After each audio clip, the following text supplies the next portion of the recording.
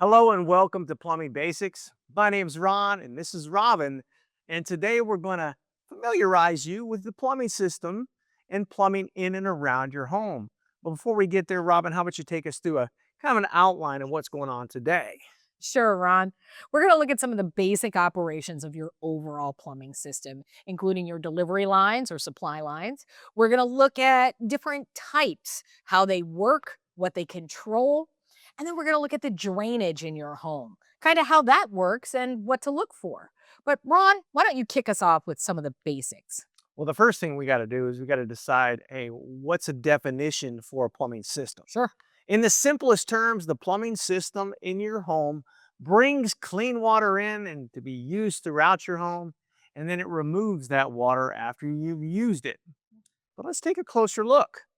In the simple diagram you see in front of you, it illustrates the entire plumbing system for your house. Now you're going to see red and blue pipes, and they are delivery lines that are designed to bring clean water into your sinks, your bathrooms, your appliances, etc. Now the blue pipes are going to be cold water, right?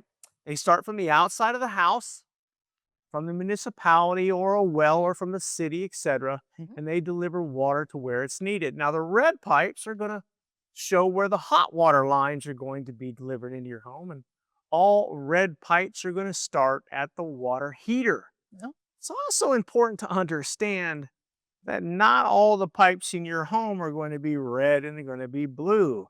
We've got some different materials based on materials. Not everything is going to be color coded. Right. So we've looked at those red and blue on the diagram. What are the brown lines representing? That's a good question. So the brown lines are going to actually illustrate the drainage lines in your home. They're going to take that used water away from the sinks, the dishwashers, the washing machines, etc., and every other place in the home where that water was delivered in your home.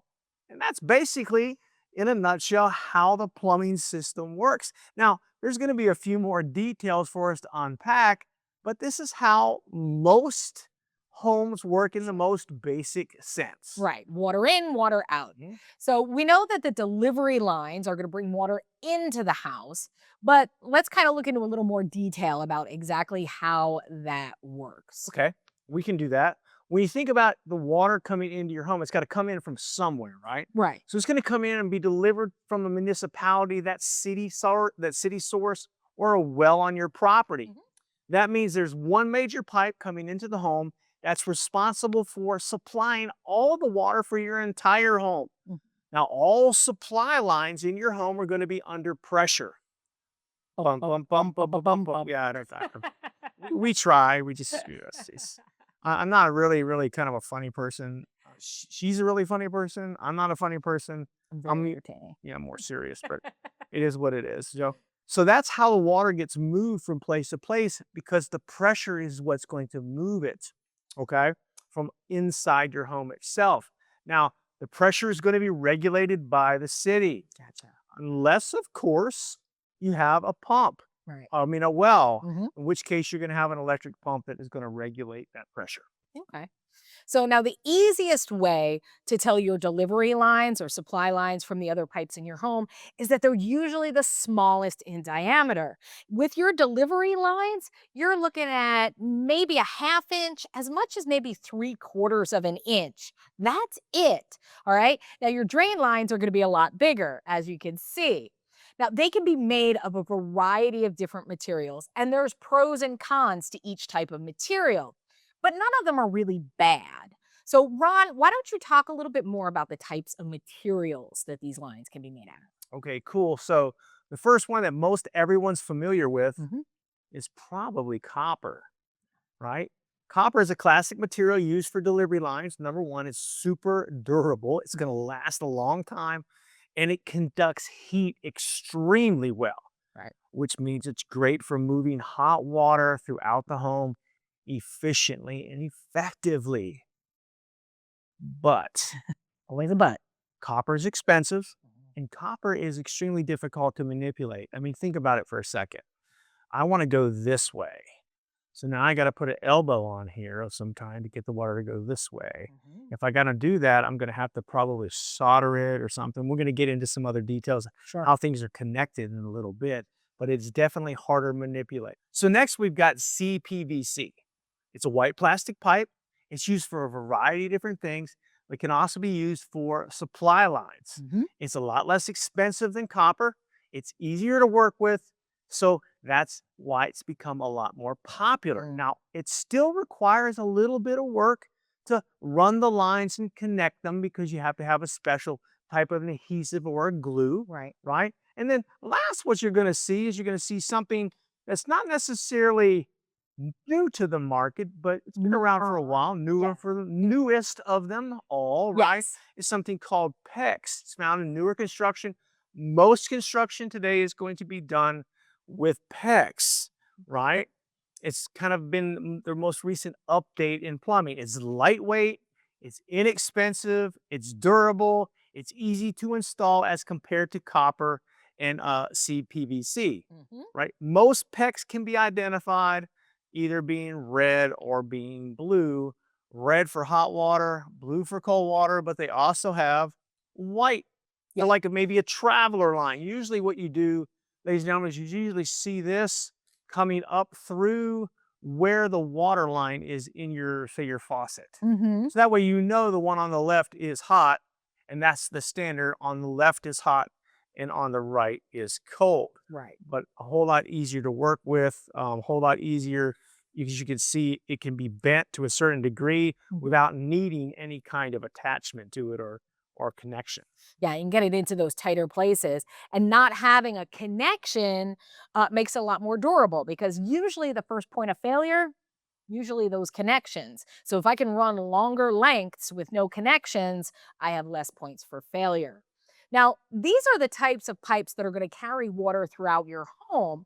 But I think we kind of need to discuss how to turn off the water in case something happens. Now, you're going to have at least one main shutoff. This is going to be your main shutoff valve that's going to shut down water flow to the entire home. Now, inside your home, it's usually located right after the main water supply enters your home. And it's really important to know where this is located and how to turn it off. If there's a water emergency and water is flowing uncontrollably in your home, which is rare, but it can happen, you're going to need to shut off all of the water in your home in order to isolate that source and deal with it. Now, that main water shutoff is also important if you're going to be working on your plumbing system for other parts of the system. So you can shut it down so you don't accidentally take off a valve somewhere by a toilet or under a sink and have water start gushing throughout your home. Now, your main water valve is usually going to be a much larger valve. Something like this. It can be a quarter turn like this, where you only turn it a quarter of the way, or it can be a multi-turn valve like this one, where you have to turn continually to open it or shut it off. Now, like I said, that's one, but sometimes there's two. So, Ron, why don't you talk about other water shutoffs? There may be two shutoffs Mhm. if you have municipal water, Right. okay? One on the outside and one on the inside. The outside shutoff can be usually found in the ground by the box or the meter, right? And it Mhm. looks a little something like what you see on the screen right now. Now, when you open up the box, right, you're going to see the shutoff. You need to understand that everything from the shutoff or the meter to the street is the city's responsibility, but everything from the meter to your home is your responsibility. So if you ever have a problem in that water line from the meter to your house, it's your responsibility. And that's exactly what the city is going to tell you. Right. Now, it may or may not have a handle like the one you see right here, Mhm. right?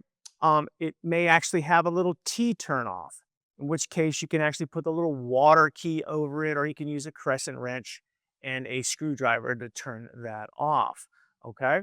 Now that tool that I've showed you, the water key, is designed to fit over that little knob, and you'll be able to give that a little quarter of a turn to shut the water off at the actual meter source. Mhm. Now, there may also be an interior shut off, usually found somewhere near the water heater in your home. Mhm. It's usually going to be probably one of these big ball valve types or it may even be a gate valve.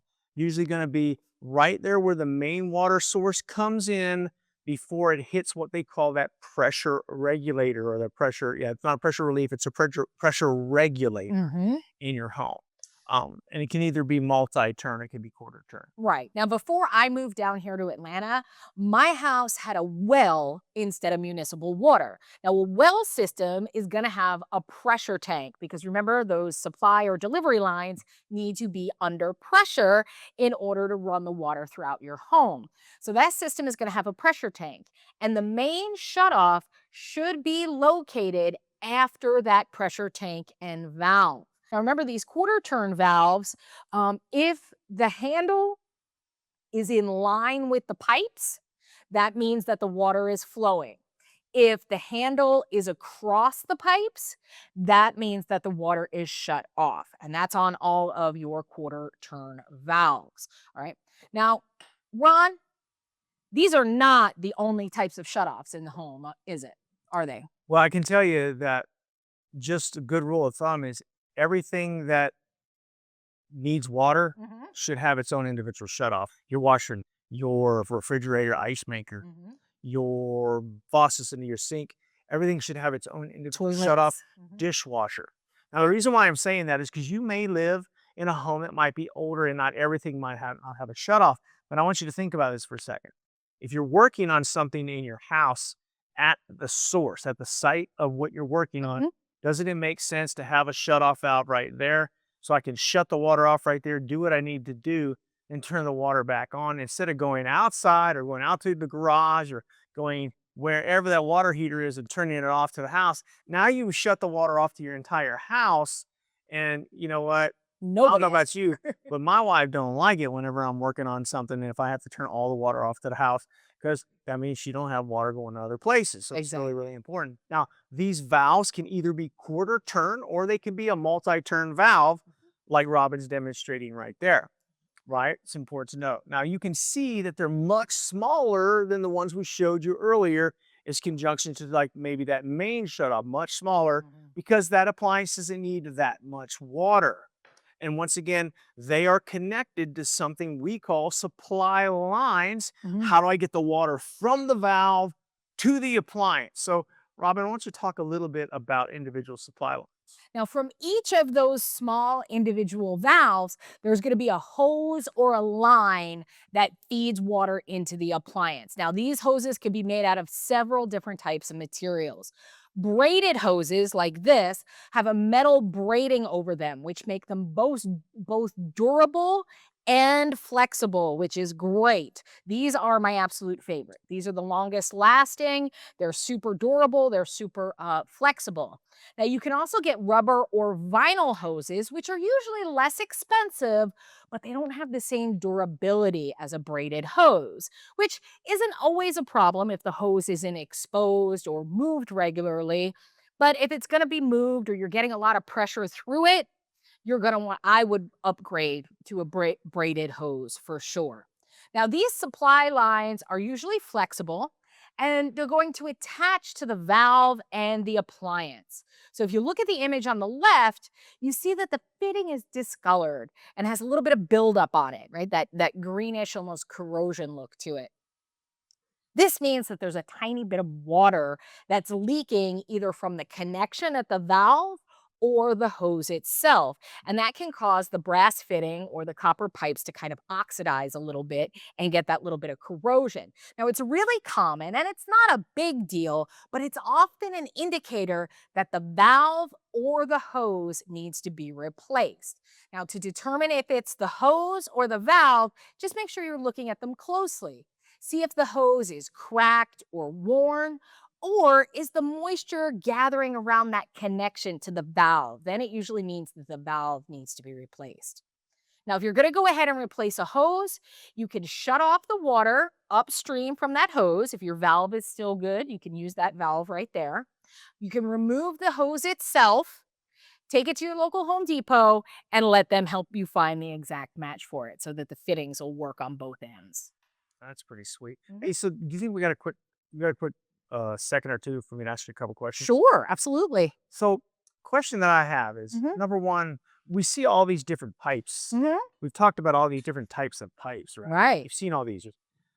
Ca- Do I have to use just one? Can they be combined? Absolutely. And that is the great thing is that all these different types of pipes can be combined. So many of you may have either the CPVC or the copper in your home now, but as you do new work in your house, as things need to be repaired or replaced, there are connectors that will allow you to connect these different types together, which is really great, especially if you have copper in your house. Replacing copper is a lot more difficult, like Ron had mentioned.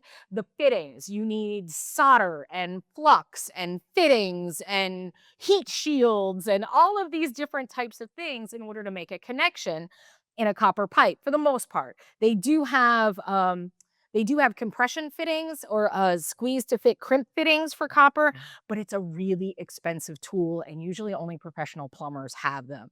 So a homeowner is usually going to use solder to connect copper. But nowadays, you can connect copper to things like PEX or PVC, and they have much simpler fittings. They even have what are called push to connect fittings, where all you have to do is plug and play. I just repaired some plumbing in my garage. I had a pipe burst over the winter, and I used those push to connect fittings, and it made it so much simpler. Just pop both ends in, and that's it. You're done. Well, that's good to know. Hmm. Another question for you. So, in my mom's house, it's an older house. Right. Her supply line from the valve to the toilet is like a gray type of. Plastic Yeah, almost. we don't have it anywhere else in the house except for there. Hmm. What is that stuff? Okay, that is another type of supply line, and that's called polybutylene. Now, they still do sell them for the thin supply lines to your sink or to your toilet. They used to use polybutylene throughout the home for supply lines, but they actually stopped doing it, I believe, in the late 90s, just because they found that over time, it would start to develop these little pinhole leaks, especially when it was under pressure Mm. or a lot of pressure, like your main supply lines. And it started to develop these pinhole leaks, would then lead to leaks in your plumbing system. So it is something that they no longer use, but they will still use it for supply lines for sinks or toilets. It's safe for that. I generally choose not to use it just because it's a little more complicated to work with. You can see when you use one of these flexible lines, it doesn't have to be exactly the right size. Where if you're using that polybutylene, it's got to be cut perfectly to size to fit into the fittings properly. And it's just a little more complicated to work with. This is well worth a little bit of extra money. That's the main advantage to that is that it is a lot less expensive. But there's nothing really wrong with it. I just find it a little more difficult to work with. All right, cool, cool. Mhm. Right. So now that we know how water comes into your home, let's take a look at how it leaves your home. So, Ron, why don't you start us off with that? Right. So the first thing we need to understand is that drainage lines are not under any kind of pressure, right? I mean, think about it. I would think that they would be under some pressure because they are removing the dirty water. But you know what? That's the job that they chose to do, and they're not under any kind of pressure. Exactly. And my supply line. Instead, ladies and gentlemen, drainage lines work off of just good old fashioned gravity. Uh, and they send the water to the sewer from there using gravity. Hmm. Now, drainage lines are usually going to be much larger in diameter than delivery lines to your home. Under your sinks can have, or you can have something called a P trap. Mhm. And this is an example of a P trap. Now, this is a polypropylene material, whereas this on the other end is a scheduled 40 PVC material, Mhm. right? This is nice because you can actually take that fittings off and you can clean your P-trap out if you need to. All right, so just kind of be aware of that. You're also going to have them under your showers. Your toilets themselves are going to have their own P-trap. It's going to be kind of built into the actual toilet. So and they're designed to have water in them. And what the water is going to do is it keeps the actual sewer gases back where they need to be. Without this little P trap, you are going to be able to smell the sewer gases, and Mhm. it is just not a friendly smell. No, not at all. So, Have you ever noticed any type of like chimney pipe coming out of your house, but it's not like a chimney, it's just a pipe. Kind of looks often it'll look like something like this, just coming out of the roof of your house. Sometimes it comes off the side of your house, may have like a little boot down the bottom, may have like a little rain cap on top of it, but it's very much just going to look like this sticking up out of the roof of your house. Sometimes you'll have more than one of them. And what this is a vent for the plumbing drainage. And it's needed to relieve pressure inside the drain pipes and allow those pipes to drain properly. But do we really need it? Yes, you absolutely really need it. Well, well, you're gonna have to prove to me why we need it. And I can do that. So think about this. Have you ever put your finger on the end of a drinking straw and then removed it out of the glass of water or soda? Right? The water is going to remain inside the straw because there's no vent to relieve the pressure. As soon as you release the pressure by removing your finger, the water or soda can flow freely out of the straw. The same is true for your home's plumbing system. These vents run straight up through your walls. And you'll also notice in your home, a lot of times areas that need water are close to each other. Like your bathroom upstairs may be right above a kitchen downstairs, right? That's so that they can tie into the same vents that are running up through the ceiling, or else you would have to have a vent pipe in your ceiling for every single drain in your house, and that would be a lot. So, a lot of times you'll see your plumbing grouped together so that they can tie into the same vent lines throughout that run up through your walls. But you also might have a situation, and I know, Ron, you had this situation. What if you have a drain on like a kitchen island and there's no wall? Do I still need to vent that drain? Well, I gotta tell you, so today, in most homes today, islands are kind of like trending, right? Everyone Right. has a big island. They have their sink out there on the island. Maybe they have wet pantry Hmm. area. Like I have a wet pantry area, Yep. and both of those sinks have no way of tying into a current vent line that goes out on my roof. So they have their own individual vent, and that vent is called an AAV or an air admittance vent. You may see them at the store called a Studer valve, Hmm. and that's just because that's the company that makes them. But there are other companies that make them as Absolutely. well. Now, this is going to be attached above the P trap, right? So it will be running this way.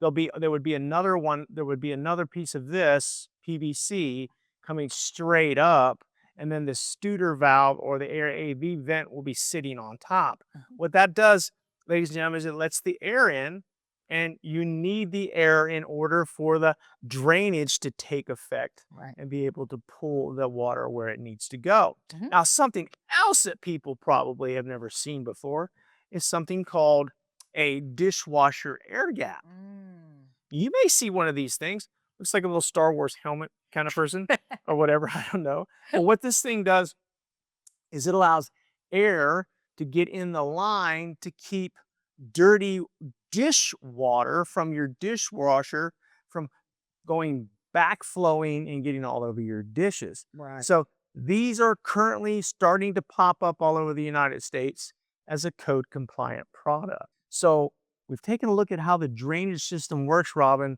Maybe we should take a look at kind of what their stuff's made out of. Right. So very much like the supply lines going into your home or the delivery lines going into your home, your drain lines can be made of a few different materials as well. By far, the most common is going to be PVC, that polyvinyl chloride, right? It's the most common. It is the larger white plastic looking pipe that we see. And it's not actually plastic, it is PVC, polyvinyl chloride. It makes it a little more durable, but it is a plastic type product. All right. Now, in older homes, you may see some other things. You may have a black plastic pipe, which is called ABS, or you may have black cast iron, right? That's another one in older homes, that heavy cast iron. And you may even have clay drainage lines. So some, especially for main drains, have used clay Wow. for drainage lines. Now, there can be some issues that arise with your main drain, right? That's the main drain because everything, all your drains in your house, every single thing that drains in your home is eventually going to make its way down to a main drain. It's usually a 3 to 4 inch drain pipe that will drain directly either into the sewer if you're on a municipal system or to a septic tank if you're not, right? So that large main drain pipe can wear out over time. Wear, tear, corrosion if you have cast iron, or even breakage due to construction, just age, or tree roots. Tree roots are a big thing.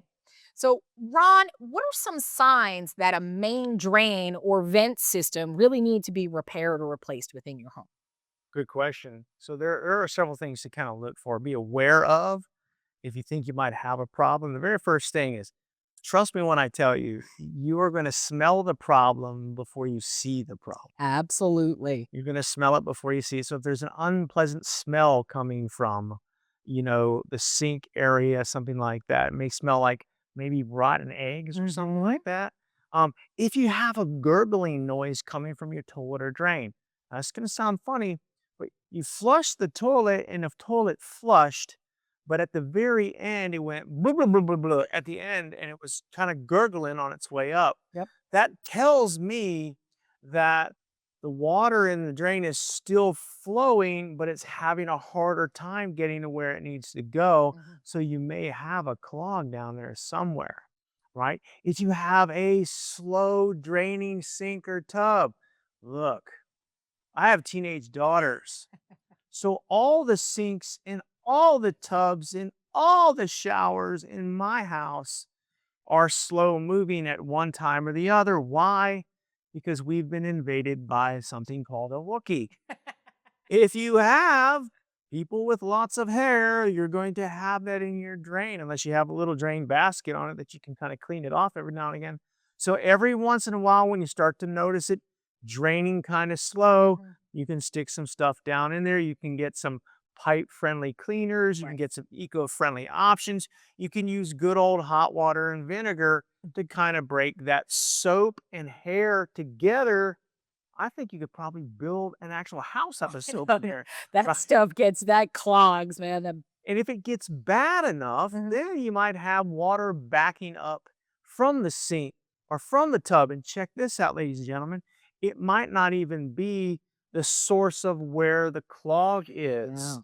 because usually everything is tied in, like Robin said earlier. And I could have a bad clog in my shower drain, and it could be affecting the bathtub drain. And that's where that water will come up through it. Mhm. Or you've seen it on your kitchen sink for anybody that has dual sinks. Yeah. If one's clogged, water starts coming up from the other one. That's a problem. Right. If you have mold or mildew growth, Right.